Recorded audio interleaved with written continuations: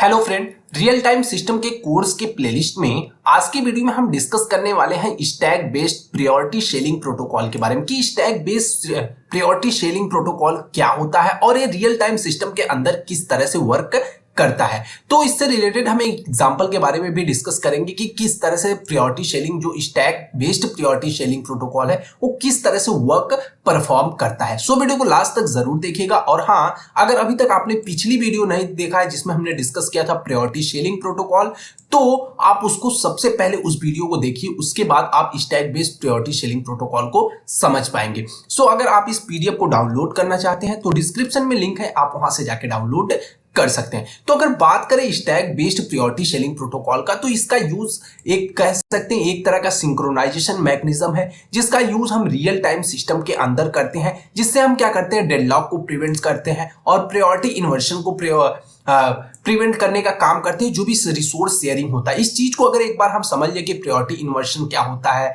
Deadlock के बारे में थोड़ा सा ओवर नॉलेज ले लेते हैं, थोड़ा सा ओवरव्यू। तो यहाँ पे क्या होगा कि जिस तरह से हमने बात किया जो प्रायोरिटी शेयरिंग प्रोटोकॉल होता है उसमें होता क्या है कि जैसे एक तरह का सिंक्रोनाइजेशन मैकेनिज्म है, ये सारे जितने भी चीजें होती हैं एक क्रिटिकल सेक्शन के अंदर परफॉर्म होती है। क्रिटिकल सेक्शन क्या होता है, एक ऐसा पार्ट होता है जहां पे सारे प्रोग्राम अपने एग्जीक्यूशन को कंप्लीट करने का काम करते हैं। अब अगर हमने मान लिया हमारे पास एक रिसोर्स शेयर रिसोर्स आर है और हमने मान लिया हमारे पास दो प्रोग्राम है, एक प्रोग्राम पी है, एक प्रोग्राम P2 है, ठीक है। अब क्या हो रहा है कि अगर ऐसा होता है कि जैसे रिसोर्स पी, अगर प्रोग्राम जो पी है इसकी हाई प्रायोरिटी है, ये क्या कर रहा है जो भी रिसोर्स है इसको एक्वायर कर रखा है, होल्ड कर रखा है, इसका यूज कर रहा है। तो उस समय पे क्या होगा कि जो भी प्रोसेस P2 है रिसोर्स R1 का R2 का R का यूज नहीं कर पाएगा। अब जो प्रायोरिटी इन्वर्जन की अगर हम बात करें, जब क्या होता है कोई लोअर प्रायोरिटी वाला टास्क हाई प्रायोरिटी वाले टास्क को प्रिम्प्ट कर देता है। अब जैसे हमने मान लिया यहाँ पे हाई प्रायोरिटी टास्क पी का है, ठीक है, ये एग्जीक्यूट हो रहा है, अभी P2 सिस्टम के अंदर नहीं आया और जैसे ही P2 सिस्टम के अंदर आता है ये क्या कर देता है जो भी प्रोसेस P1 है इसको प्रिम्प्ट करके खुद को रिसोर्स एलोकेट कर लेता है। यानी कह सकता है कि P2 रिसोर्स को एक्वायर कर लिया और P1 को प्रिम्प्ट कर दिया। तो वहां पे क्या होता है प्रायोरिटी इन्वर्जन होता है। यस, और इसी तरह से डेडलॉक में होता है कि एक जो भी शेयर रिसोर्स होता है at a time multiple process को एलोकेट नहीं हो सकता है। तो इन सारी चीजों को प्रिम्प्ट करने के लिए हम stack based priority sharing protocol का यूज करते हैं।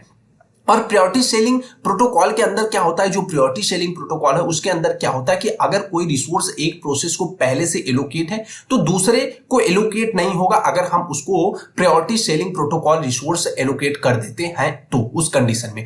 तो ये हो गया हमारा stack based priority sharing protocol के बारे में थोड़ा सा इंट्रोडक्शन। अब इसके बारे में और देख लेते हैं। तो एक तरह का जो स्टैक बेस है एक तरह का एक्सटेंशन होता है किसका, प्रायोरिटी शेयरिंग प्रोटोकॉल का। प्रायोरिटी शेयरिंग प्रोटोकॉल एक तरह का खुद प्रोटोकॉल है और जो stack based priority sharing protocol है ये एक्सटेंशन होता है प्रायोरिटी शेयरिंग प्रोटोकॉल का, जिसका यूज हम करते हैं स्टैक टू मेंटेन करते हैं priority sharing and multiple share resource. इसके अंदर हम क्या करते हैं मल्टीपल शेयर रिसोर्स होते हैं और उसको हम स्टैक के अंदर परफॉर्म करते हैं। स्टैक होता क्या है, स्टैक एक तरह का कह सकते हैं कि एक फॉर्मेट होता है जहां पे हम डेटा को स्टोर करते हैं। इस तरह से आप समझ सकते हैं स्टैक पे बीच में जो भी ऑपरेशन परफॉर्म होते हैं पुश और पॉप होते हैं। अगर हम किसी भी एलिमेंट को स्टैक के अंदर डालते हैं तो उसको हम क्या बोलते हैं, पुश ऑपरेशन होता है। और अगर कोई भी एलिमेंट स्टैक से बाहर जाता है तो उसको हम क्या बोलते हैं, पॉप ऑपरेशन। दो तरह के ऑपरेशन स्टैक के अंदर परफॉर्म होते हैं, ठीक है। तो आई होप आपको समझ में आया होगा इतनी चीजें।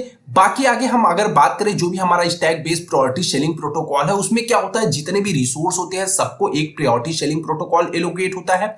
मतलब जितने भी रिसोर्स होंगे सबके पास एक क्या होगा, प्रायोरिटी शेयरिंग प्रोटोकॉल होगा जो क्या करेगा, जैसे कह रहा है कि which is the higher priority of any task. अगर किसी भी टास्क की हायर प्रायोरिटी है तो आसानी से क्या कर सकते हैं, रिसोर्स का एक्सेस कर सकते हैं, रिसोर्स का यूज कर सकते हैं। इसीलिए हम क्या करते हैं priority sharing protocol priority sharing assign करते हैं हर एक रिसोर्स को, ठीक है। मतलब जो भी हमारा स्टैक बेस्ड प्रोटोकॉल है इसके अंदर क्या होता है कि जितने भी रिसोर्स होंगे सबको एक प्रायोरिटी शेयरिंग एलोकेट होगा, जिसकी वजह से जो भी हाई प्रायोरिटी वाले टास्क होंगे वो आसानी से रिसोर्स का यूज कर पाए। और कह रहा है कि व्हेन ए टास्क, जब किसी भी टास्क को नीड होती है एक्सेस ए शेयर रिसोर्स, किसी भी शेयर रिसोर्स का एक्सेस करने के लिए, तो ये क्या होता है, पुश हो जाता है किसके अंदर, priority sharing protocol of the resource on to the stack.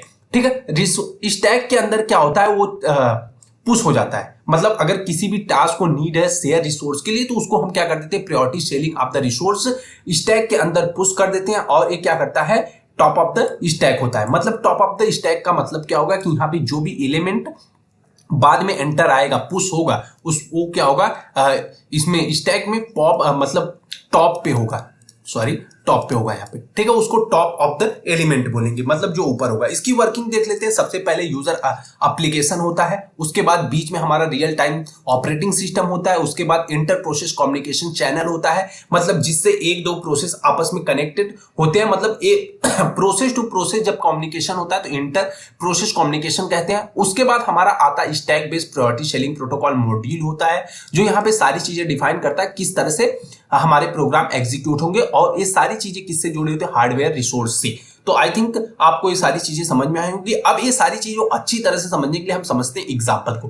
तो यहाँ पे एग्जांपल कह रहा है कि किस तरह से stack based priority sharing protocol work करता है, इसको हम समझते हैं। तो यहाँ पे कह रहा है कि अगर हम कंसीडर कर ले कि एक रियल टाइम सिस्टम है जिसमें 3 टास्क है, टास्क ए है, टास्क बी है और टास्क सी है, और कह रहा है कि 2 रिसोर्स है, 2 रिसोर्स, वहां पे रिसोर्स ए है, रिसोर्स 1 है, रिसोर्स 2 है, ठीक है। अब इनकी प्रायोरिटी देख लेते हैं। टास्क ए है जिसकी हाई प्रायोरिटी है, फॉलो बाय और बी है और सी है। तो मतलब क्या कर रहा है कि कोई सिस्टम है जिसके अंदर 3 टास्क है, हमने मान लिया टास्क ए हो गया, टास्क बी हो गया और टास्क सी, और यहां पे कह रहा है 2 रिसोर्स है, एक हमने मान लिया R1 हो गया, दूसरा रिसोर्स क्या हो गया, R2 हो गया, ठीक है। 2 रिसोर्स है हमारे पास और 3 टास्क है, ठीक है।